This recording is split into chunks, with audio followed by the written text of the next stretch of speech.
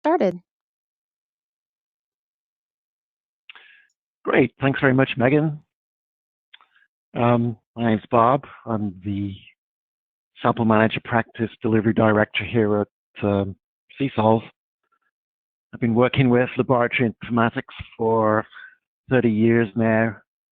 A majority of that time has been with SampleManager LIMS. And I've worked in a wide range of different industries, such as environmental testing, contract testing labs, oil and gas industry, chemical industries, life sciences industries. I've worked with many versions of SampleManager over the years.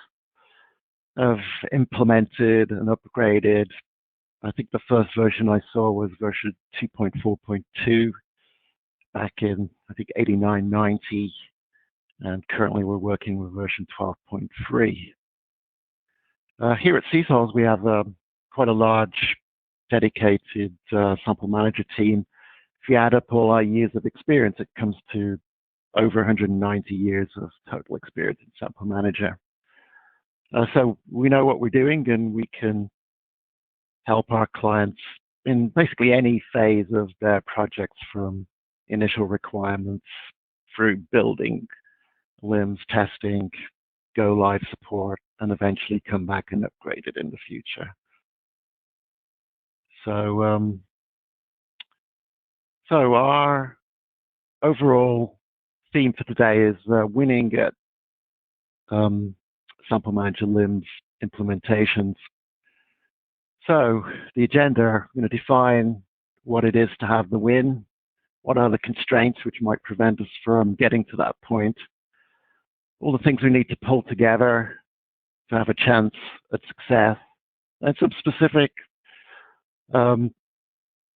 discussion around some specific items within people, scope, cost, risks, time, and testing, which we've found over the years help drive successful LIMS implementation projects. So we'll have key recommendations. We have 3 of those. And then we're going to talk a little bit about configuration-driven implementation, which is using some of the available tools provided by Thermo within SampleManager to have a successful LIMS implementation via using configurable tools rather than creating new customization. So that's the agenda. So first of all, define what do I mean by a winning LIMS project. So we've all seen scope, costs, and time as a triangle. Really, those are the high-level constraints around what we're doing here. We have a defined scope for a certain cost to be delivered in a time period. We always have a deadline. So I think beyond that, also we need to provide return on investment and value to all the folks who are using the system, from the senior managers who are responsible to the lab managers who are running the lab and the systems, and then the individual contributors in the lab. So there needs to be a return on the investment made, and it needs to deliver the value you were expecting. So we also define a successful LIMS as a LIMS system which people use, develop over time. As the business changes, the LIMS needs to change as well. So another mark of a successful LIMS system is that it's living, breathing, continuing into the future until it gets upgraded. So that's that. So there are a number of constraints which are around this area. So first one I'm going to briefly discuss is the gathering what is the scope and the requirements. So, right, setting the scope, that's the user requirement. So that can be, well, needs to be specific, measurable are the 2 key elements, and you need to be able to actually achieve them and complete them within your project. And also, beyond that, you also need to know what can SampleManager do out of the box before you start. So that's where a bit of pre-requirements gathering training is essential. So you need to know what the system can do So then you can have informed requirements gathering. You know what the system could do, and you can perhaps see how you can change how you operate a little bit, which will fit into the standard system without needing to go into a major custom code type arena, which adds to the risks greatly.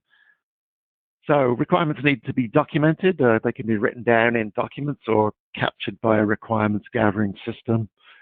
There are a number of those. Need to be referenced and agreed to. So everybody needs to agree that you have the complete requirements. And they need to be verified. So you don't want to just get the stakeholder and perhaps your high-level SME view of the system. You need to go down and verify that what your requirements are actually what the people who are using the system are going to want to do with the system, and it meets all their needs. And if you're doing a regulated, FDA regulated or perhaps similar regulated in other industries, you're going to need more testing rigor. And the starting point for all testing is the scope and requirements done at the beginning. It's the only way you know when you've succeeded, if you can test to verify all your requirements have been met. So another major constraint around building a LIMS system is the cost and the budget for that cost. It's agreed by the leadership and the various managers involved. And really, you need to make sure you have sufficient budget for what you want to do. That seems obvious, but it's easy to agree to too much scope and too short a timeline and not have enough budget. Something to watch out for. Budgets need to be tightly managed by project managers. They need to track in detail. We'll be discussing detail a little later. It's one of the themes of the discussion. And really, you do need a change order process. You need to agree that up front before you need it.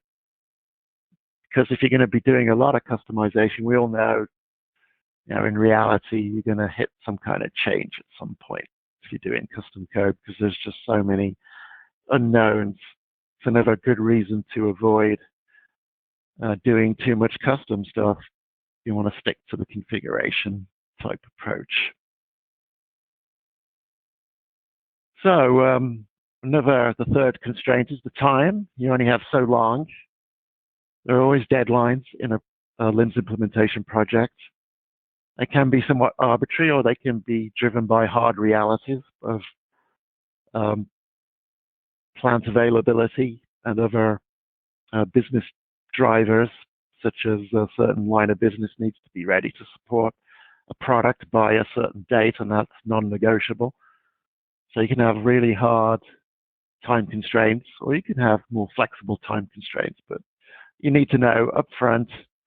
You must know your critical path to getting to that point.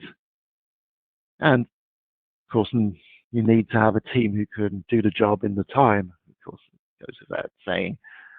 So that's kind of the arena we're operating in: scope, budget, time, influenced by people. And so we're gonna discuss a few examples of how to get it all together, some winning strategies for success.